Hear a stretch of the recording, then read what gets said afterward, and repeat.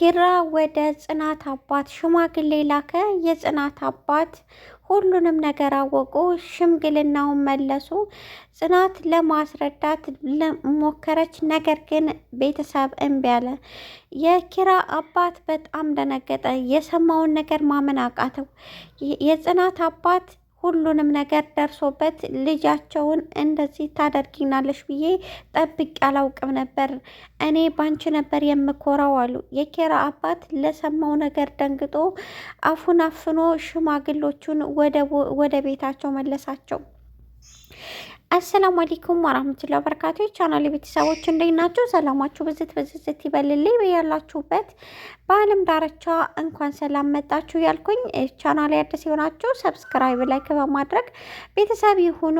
አዲስ ገቢዎችም እንደዚህ ሰብስክራይብ አድርጉኝ። ሰብስክራይብ ያደረጋችሁኝ ከልብ ነው ማመሰግነው። አላህ ያክብርልኝ።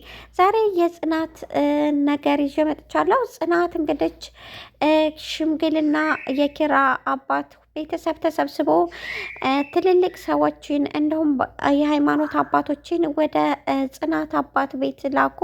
የጽናት አባትም ሁሉንም ነገር ደስ ብሏቸው ቅብብል አደረጉላቸው። የሚያምር ድግስና የሚያምር ፕሮግራም ተደረገ። ፕሮግራሙም መላው ዘመድ እንዲሁም ጎረቤቱ ለሽምግልናው ተገኝተው ነበር። ምክንያቱም በዚያ ሀገር ባህል መሰረት በስነ ስርዓት የምትዳር ሴት ልጅ ቤተሰብ ነው። ቤተሰብ እንዲሁም ጎረቤት፣ ዘመድ አዝማድ የተባለ ተሰብስቦ ነው የሚድራት። የኪራም አባት ጎረቤቶቹ ሁላ ነው የሰበሰበው። እንግዲህ ኪራ ለአባቱ ወደ ጽናት ቤት ሲሄድ የተለያዩ ስጦታዎችን እያበረከተለት ይዞ የሚሄደውን እንዲሁም መበርከት የለበትን ነገር እየሰጠው ነበረ። የኪራም አባት ይህን ይዞ ሄዶ ሁሉንም ነገር ከጨረሱ በኋላ እጅግ የሚያስጠላ ትልቅ ነገር ሰማ የጽናት አባት። እሱም የሰማበት ምክንያት እንግዲህ ሌሎች ሰዎች ስልክ ደውለው ነው የነገሩት። የጽናት አባት ደግሞ በጣም ደነገጠ። በጣም ማመን አቃተው። እንግዲህ ኪራ ያገባት ጽናትን ስለደፈራትና ክብረ ንጽህናዋን ስለወሰደ እንጂ ወዷትና ፍቅሯት እንዳላደለ፣ እንዲሁም በሰራተኝነት እነሱ ቤት ስትሰራ ሰክሮ ጽናትን እንደደፈራት ነገሯቸው። የጽናት አባት እያንቀጠቀጣቸው እያንዘፈዘፋቸው መቆም አቃታቸው። ነገር ግን እንደምንም ቁመው ይህንን ስጦታ ይዛችሁ እንድትሄዱ እጠይቃችኋለሁ፣ በክብርና በስነ ስርዓት እየለመንኳችሁ ነው። ይህንን ያመጣችሁልኝን ስጦታ ወርቅም ሆነ ምንም ነገር እዚህ ጋር እንድቀመጥ በፍጹም አልፈልግም፣ ውሰዱት እዛው ብለው ጮሁ። በጣም ያስደነገጠው የኪራ አባት ነው። ምክንያቱም በቅጽበት አሁን ሽማግሌ ተልኮ አብቅቶ ነገሮች ሽማግሌዎቹ በመበተኛው ምን አይነት ነገር ገጥሟቸው ነው የሆነ ነገር ሰምተው ነው እንዳይባል አልወጡም። እዛው ከነሱ ጋር ነው ያመሹት።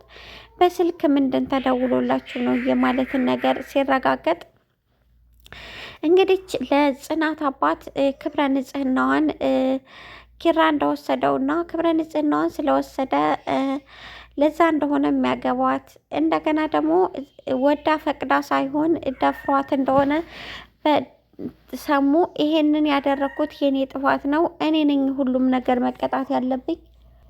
መንደርተኛውን ቢያገለኝ ዓለም ቢያገለኝ ልጄ ከኔ ጋር እስካለች ድረስና ለእኔ መስዋዕት ከፍላለሁ ብላ ሰው ቤት ተቀጥራ ይሄ ነገር ሲደርስባት እኔ አባቷ ልጠብቃት አልቻልኩም። ስለዚህ አሁን ላይ ሁሉም ነገር ይቀራል። የማይወዱትን የማያፈቅሩትን እንደውም ለትዳር መስዋዕት የማይከፈልበት ገና ስለደፈረ ብቻ አብሯት ሊሆን አይገባም። ስለዚህ እቃውን ወስዳችሁ እዛው ውሰዱ ብሎ ሲል የኪራ አባት በጣም ደነገጠ። ምንድነው የተፈጠረው ቢልም በክብር እንድትሄዱና ከቤቴ እንድትወጡልኝ ባካችሁን እለምናሃለሁኝ። ሽማግሎቹን ይዘህ ሄድ፣ ሁሉ ነገር አልቋል ምናምን ብለህ ብቻ የሆነ ነገር ፈልገህ ከቤቴ እንዲወጡልኝ እፈልጋለሁ አለ የጽናት አባት የኪራም አባት እንዴት እንደዚህ ታስባለህ? እኔ ልጄን እኮ ደስተኛ ያደረገችልኝ ሴት ልጄ ናት።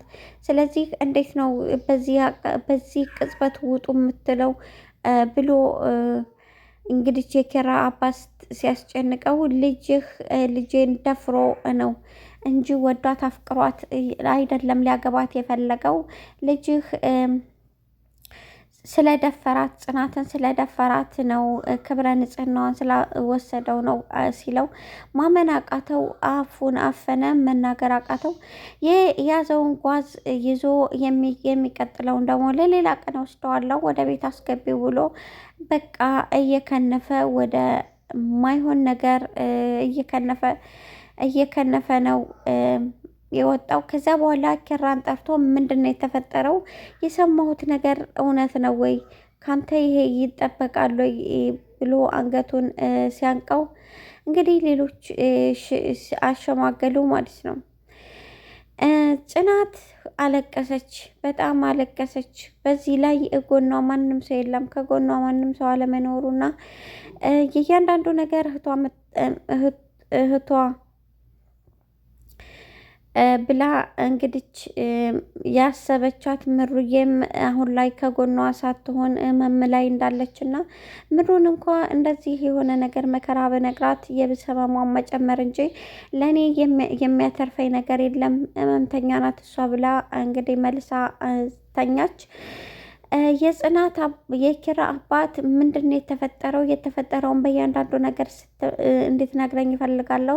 እውነት እንደሚሉት ጽናት እንደ ፍርሃት ነው እንደ ያገባሃት ሲለው ወድጄ አፍቅሪያት ነው እማገባት እንጂ ሌላ ነገር ፈልጌ ምናምን አይደለም ብላ እንግዲህ ሁሉንም ነገር ለመናገር ወሰነኝ ማለት ነው። አሁን ላይ ከባድ ነው። ጽናት አባቴን አሳፈርኩት፣ አባቴን አሳቀቅኩት፣ ለዚህ ሁላ ተጠያቂ እኔ ነኝ። አባቴ እንዲከፋና እንዲሳቀቅ ያደረግኩት እኔ ነኝ። አባቴ በመንደርተኛ እንዲገለልና መንደርተኞቹ እንዲገሉት ያደረግኩት እኔ ነኝ ብላ በጣም አለቀሰች። ምንም አይነት ለማስረዳት አልቻለችም። ኪራ በጣም ተጨነቀ። የኪራም አባት የተፈጠረውን ነገር ላይ ቀስ ብሎ ነገረው። ኪራ እኔ ሰክሬ ስለነበረ በዚህ ምክንያት ነው የተፈጠረው። ነገር ግን እኔ ያገባኋት አፍቅሬያትና ወደቻት እንጂ ሌላ ነገር አይደለም። እሷም ወዳኝ አፍቅራኝ ነው ያገባችኝ። እባክህን አስረዳልኝ አባቷን አንድ ነገር እንዳይሆኑ በዚህ ምክንያት አለ። እንግዲህ የኪራ አባት በጣም በሱ ተናደደ። እኔ እንደዚህ አይነት ልጅ አላሳደኩም፣ በእንደዚህ አይነት ቅጽበት ነው እንዳያሳደኩት ብሎ ተቆጣው ማለት ነው። ውዶችዬ ላይክ፣ ሰብስክራይብ በማድረግ ቤተሰብ የሆኑ አመሰግናለሁ። ወዳቸዋለሁ።